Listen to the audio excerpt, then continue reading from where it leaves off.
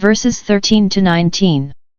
We have here the preparation that was made for another hearing of Paul before King Agrippa, not in order to his giving judgment upon him, but in order to his giving advice concerning him, or rather only to gratify his curiosity. Christ had said, concerning his followers, that they should be brought before governors and kings. In the former part of this chapter Paul was brought before Festus the governor, here before Agrippa the king, for a testimony to both. Here is the kind and friendly visit which King Agrippa made to Festus, now upon his coming into the government in that province. v. 13. After certain days, King Agrippa came to Caesarea. Here is royal visit. Kings usually think it enough to send their ambassadors to congratulate their friends, but here was a king that came himself, that made the majesty of a prince yield to the satisfaction of a friend, for personal converse is the most pleasant among friends. Who the visitants were?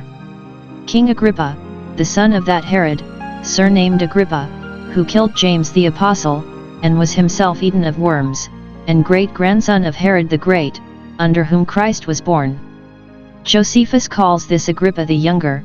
Claudius the Emperor made him king of Chalcis, and tetrarch of Trachonitis and Abilene, mentioned Lu 3:1. The Jewish writers speak of him, and, as Dr. Lightfoot tells us, among other things relate this story of him, that reading the law publicly, in the latter end of the year of release, as was enjoined, the king, when he came to those words, do. 17:15, Thou shalt not set a stranger king over thee, who is not of thy brethren, the tears ran down his cheeks, for he was not of the seed of Israel, which the congregation observing, cried out, Be of good comfort, King Agrippa, thou art our brother, for he was of their religion, though not of their blood. Bernice came with him. She was his own sister, now a widow, the widow of his uncle Herod, king of Chalcis, after whose death she lived with this brother of hers, who was suspected to be too familiar with her, and, after she was a second time married to Polemon king of Cilicia, she got to be divorced from him, and returned to her brother King Agrippa. Juvenal, Saturday 6, speaks of a diamond ring which Agrippa gave to Bernice, his incestuous sister. And both Tacitus and Suetonius speak of a criminal intimacy afterwards between her and Titus Vespasian. Drusilla, the wife of Felix, was another sister. Such lewd people were the great people generally in those times. Say not that the former days were better. What the design of this visit was, they came to salute Festus, to give him joy of his new promotion, and to wish him joy in it. They came to compliment him upon his accession to the government, and to keep up a good correspondence with him, that Agrippa, who had the government of Galilee, might act in concert with Festus, who had the government of Judea, but it is probable they came as much to divert themselves as to show respect to him, and to share in the entertainments of his court, and to show their fine clothes, which would do vain people no good if they did not go abroad. The account which Festus gave to King Agrippa of Paul and his case, which he gave to entertain him, and give him some diversion.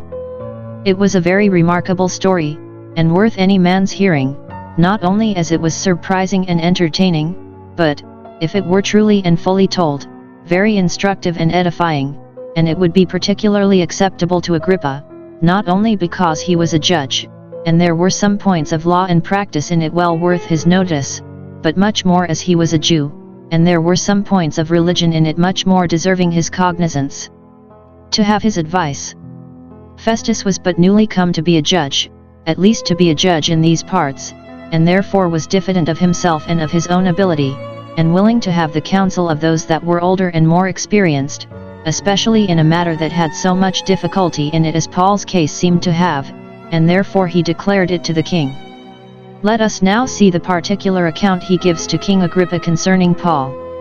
He found him a prisoner when he came into the government of this province, and therefore could not of his own knowledge give an account of his cause from the beginning. There is a certain man left in bonds by Felix, and therefore, if there were anything amiss in the first taking of him into custody, Festus is not to answer for that, for he found him in bonds.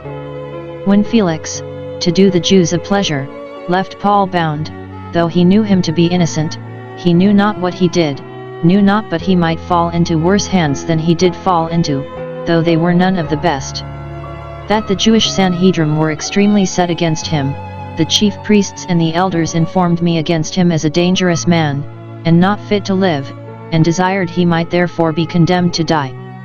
These being great pretenders to religion, and therefore to be supposed men of honor and honesty, Festus thinks he ought to give credit to them, but Agrippa knows them better than he does, and therefore Festus desires his advice in this matter. That he had insisted upon the Roman law in favor of the prisoner, and would not condemn him unheard. v16 It is not the manner of the Romans, who herein govern themselves by the law of nature and the fundamental rules of justice, to deliver any man to die, to grant him to destruction, so the word is, to gratify his enemies with his destruction, before the accused has the accusers face to face, to confront their testimony, and have both license and time given him to answer for himself. He seems to upbraid them as if they reflected upon the Romans and their government in asking such a thing, or expecting that they would condemn a man without trying him. No, says he, I would have you to know, whatever you may allow of among yourselves, the Romans allow not of such a piece of injustice among them. Audi et alteram part ear the other side, had become a proverb among them. This rule we ought to be governed by in our private censures in common conversation. We must not give men bad characters, nor condemn their words and actions, till we have heard what is to be said in their vindication. That he had brought him upon his trial, according to the duty of his place, v17. That he had been expeditious in it, and the prosecutors had not reason to complain of his being dilatory, for as soon as ever they had come, and we are sure they lost no time, without any delay, on the morrow, he had brought on the cause. He had likewise tried him in the most solemn manner. He sat on the judgment seat, as they used to do in weightier causes, while those that were of small moment they judged to plan on even ground. He called a great court on purpose for the trial of Paul, that the sentence might be definitive, and the cause ended. That he was extremely disappointed in the charge they brought against him, v18-19 When the accusers stood up against him, and opened their indictment, they brought no accusations of such things as I supposed. He supposed by the eagerness of their prosecution, and their urging it thus upon the Roman governors one after another, first, that they had something to accuse him of that was dangerous either to private property or the public peace, that they would undertake to prove him a robber, or a murderer, or a rebel against the Roman power, that he had been in arms to head a sedition, that if he were not that Egyptian who lately made an uproar, and commanded a party of cutthroats, as the chief captain supposed him to be, yet he was one of the same kidney. Such were the outcries against the primitive Christians, so loud, so fierce, that the standers-by, who judged of them by those outcries, could not but conclude them the worst of men, and to represent them so was the design of that clamor, as it was against our Saviour. Secondly, that they had something to accuse him of that was cognizable in the Roman courts, and which the governor was properly the judge of, as Gallio expected, ch. 1814, otherwise it was absurd and ridiculous to trouble him with it, and really an affront to him.